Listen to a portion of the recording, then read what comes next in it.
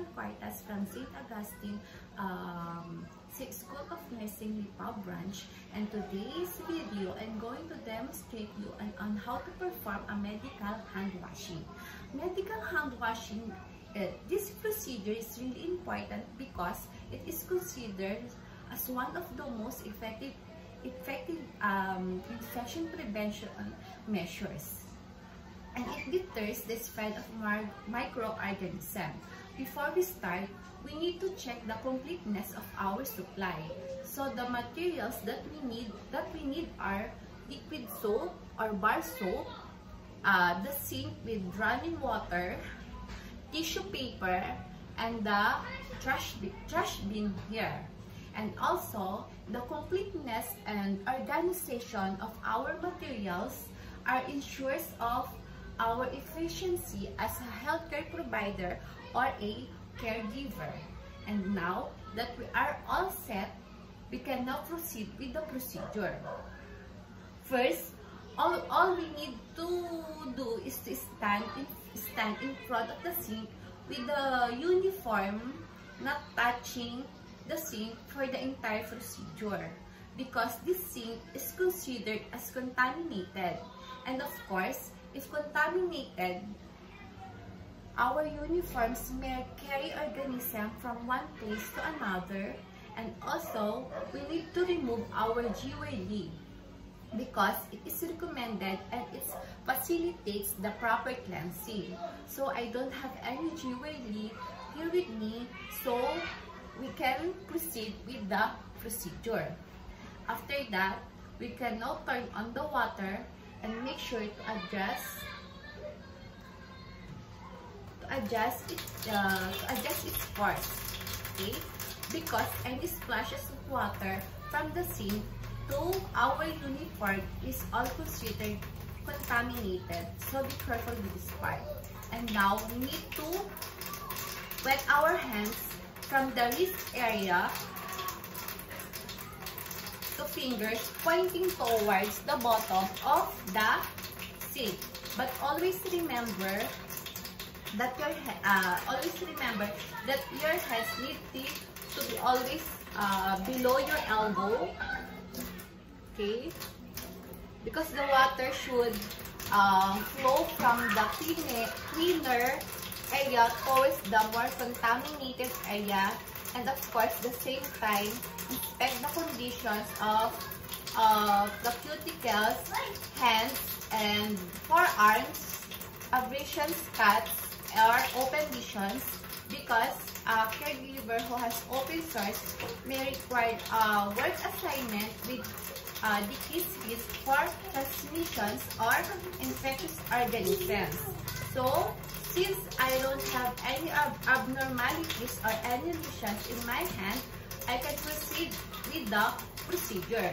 And of course, now we need to lather our hands thoroughly with the bar soap. So I have here a liquid soap, okay, thoroughly with, so I use my, okay, and then wash your hands for rest for about 15 to 20 seconds with firm rubbing and circular motion, because this creates friction that helps remove microorganisms mechanically. And now, interlace our fingers and rub the palm using the back of the hand for at least 5 times each. And for you to inform, interlacing our fingers will help in the interdigital spaces. And of course, rub palm to palm with fingers interlaced. And of course, rub the back of the fingers opposing the palms with fingers interlocked. Now we need to rub each thumb claps with opposite hand using rotational movements like this. And for you to be informed that this assessment consists of minimum of 40 seconds and maximum of 1 minute. And please make sure to keep the faucet running because we will turn that off later. Next is rotational rubbing backwards and forwards with flat fingers up my left hand to my right palm and vice versa. And lastly, I need to rub each wrist just like this. And include this part to avoid contamination. And for cleansing, proceed to the other. And after this one, you need to rinse thoroughly and inspect for the remaining dirt or soap with the running water. So this running water will help us to rinse the organic cells and dirt into the sink. And please make sure to observe a proper body mechanics and do not touch the sink, especially with the splashes. Okay? Check for the soaps.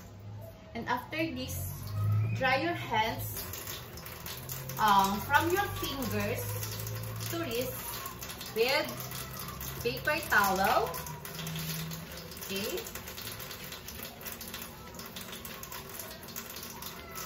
This is fingerless and throw this one if it's wet.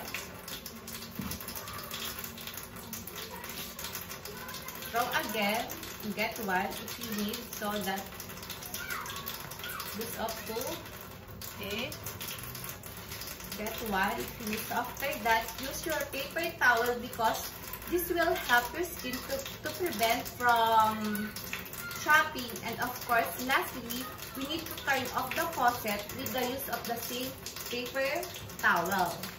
Okay?